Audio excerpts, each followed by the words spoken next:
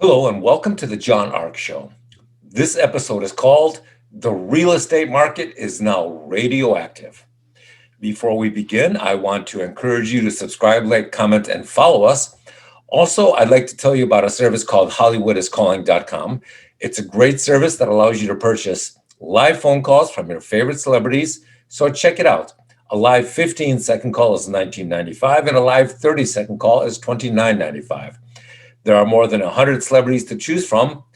You can purchase it for yourself just to hear your favorite star talking to you, or you can purchase it as a gift for somebody you know. So give it a try. HollywoodIsCalling.com. Now let's get started. The real estate market is now so radioactive that buyers, sellers, and brokers who have been doing this for years still don't believe they're seeing what they're seeing in the marketplace. We'll tell you what's causing this, what's happening now, and what's going to happen in the near future. Most importantly, we'll tell you how you can profit from this enormous mess. Let's begin with some background.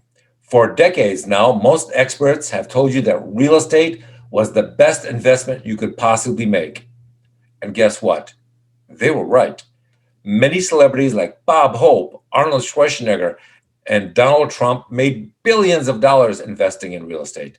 In fact, the industry has created more millionaires than any other business in the world. If you scan through the channels on your cable in any given week, you would find more programs about investing in real estate, buying real estate, renovating real estate. And just real estate in general than just about any other topic.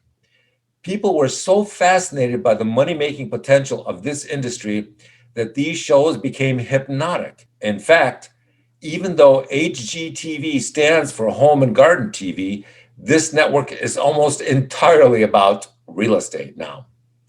Banks were offering such extremely low interest rates that real estate brokers were literally knocking on people's doors and telling them how much money their homes would be worth if they would allow them to sell them for them. Those are the things that most people saw and paid attention to.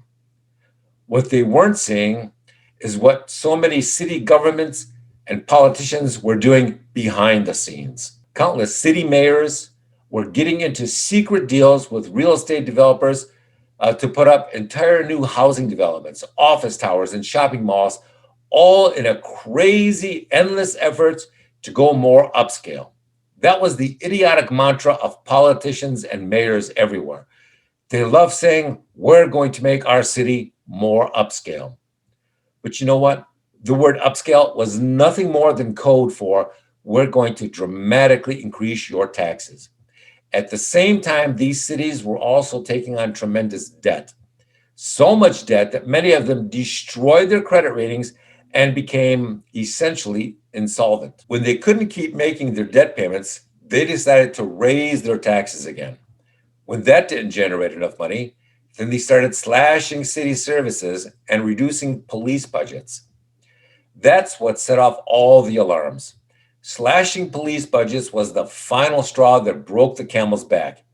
It's what finally burst the dams open and caused a tidal wave of tax-paying citizens to begin fleeing these cities in such massive numbers that it looked like a biblical exodus.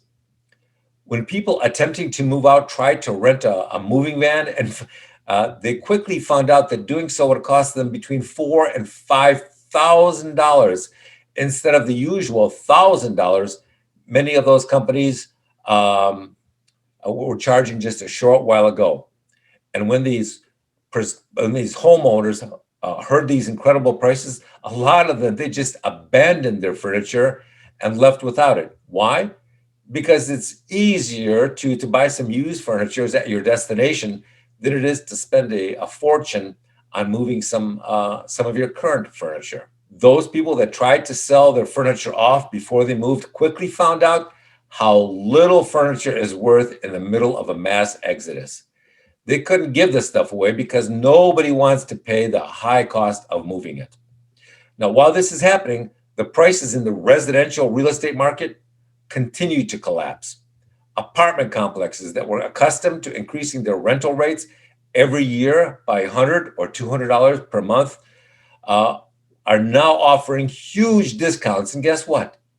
No one is interested. Many of these apartment complex owners have been through down cycles before, and they decided to patiently wait this out, and not do anything dramatic to their prices. But after watching the real estate bloodbath for the last 6 months and seeing thousands of companies file for bankruptcy and millions of people losing their jobs, even the hardcore landlords have begun to adjust their price. Now they realize this isn't just another down cycle. This is something far more serious. The real estate brokers began to see the very early signs of this huge problem over a year ago, as a lot of their foreign Chinese, Russian, and European customers simply stopped calling. They lost all interest in the American market. Up until that point, most of these major foreign real estate buyers would routinely purchase multi-million dollar homes sight unseen and do the whole deal over the phone. Many of them weren't overly concerned about the high prices of New York or LA real estate for two reasons back then. First, they were always confident that the prices would continue to rise and that their investments would be safe in the US. Secondly, many of those foreign buyers were engaging in money laundering or asset sheltering, which means they desperately needed to get their money out of their countries before the governments froze their assets or simply began confiscating their money and property. When compared to that alternative, American real estate seemed like it was all upside and very little risk. But 2020 changed the way foreign buyers saw real estate in the US, so they stopped buying here. On the commercial real estate side, the entire market essentially turned into a hellscape overnight. Most of the commercial real estate landlords had tenants that stopped paying their rent when their customers stopped shopping in their stores. No customers means no one pays the rent. No rent means the landlord can't keep paying the mortgage on his building. And that's how this vicious downward cycle accelerated.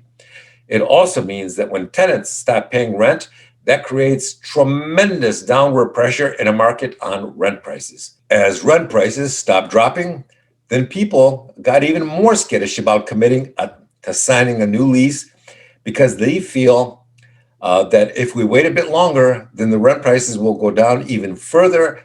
So why bother committing to a lease today? Sellers in major cities trying to sell their homes or apartments are hearing nothing but silence as the potential buyers they hoped would make an offer are simply fleeing for the suburbs and beyond. Just today, we hear that apartment vacancies in New York have skyrocketed by 200% as people flee the cities for the safety and sanity of the suburbs and rural areas. Suddenly, farmland is extremely popular. All these factors have now turned real estate into a radioactive asset. It's gone from being a highly desirable asset to being viewed as a financial boat anchor around the neck of homeowners. No one wants to catch a falling knife, and real estate prices on homes and condos and apartments are now seen as falling knives. So the next question is, what happens next? And what should people do? Well, we don't give financial advice, but I can tell you what the wealthiest and smartest are doing. Many of them have been selling their assets for the last 12 to 18 months in order to build up their cash reserves in preparation for this very situation. Even those that didn't see this coming are now involved in asset fire sales. That means they're unloading everything they can at whatever price they can get because they know it's going to get much worse and they want to grab every possible dollar they can today. There are billionaires living in the major markets now that are selling off their entire investment portfolios for 50 or 60 cents on the dollar because they're concerned that some of the companies, real estate, and other assets they own will lose even more value over the next year. Many of the ultra high net worth individuals have been renting almost everything. The homes, cars, and private planes they have are almost all rented now. Nobody wants to hold a depreciating asset. The next question is, when will this turn around? Well, that depends on what you mean by this. If you're talking about commercial real estate, then I think that will not recover for the foreseeable future. Most people like to buy everything online now, and we have an entire generation of people that hates going to the mall and hates shopping. So many of those brick and mortar retail stores and malls will continue to close. A lot of them are being bought up by Amazon. What's Amazon doing with these zombie malls? They're turning them into Amazon fulfillment centers. How is that for interesting? The skyrocketing growth of Zoom will also mean less air travel, fewer out of town conferences or meetings, and a lot less congestion and traffic on the roadways as millions of people who used to commute to work can now do so, can now sit at home and work on their computers. By some estimates, traffic congestion in some cities has now decreased by 50% because of this phenomenon, because of Zoom. We believe that all of these cultural, political, and financial forces will continue to exert massive downward pressure on real estate prices and the business sector. And because of that, we believe that real estate will be radioactive and uninvestable for years to come. Even if these problems were suddenly solved today, we believe that the millions of people who have already relocated out of the cities and grown to love the small towns they live in now, well, they're not about to surrender all of that and go rushing back to the traffic, high crime, high taxes, and super high costs of living in the cities. So, how can you profit from all of this? We believe that the best way to profit from this is to simply not lose any more money by buying a place in the city or selling your existing home before the prices get any lower. So, with that, I want to thank you for watching, and we will talk to you soon.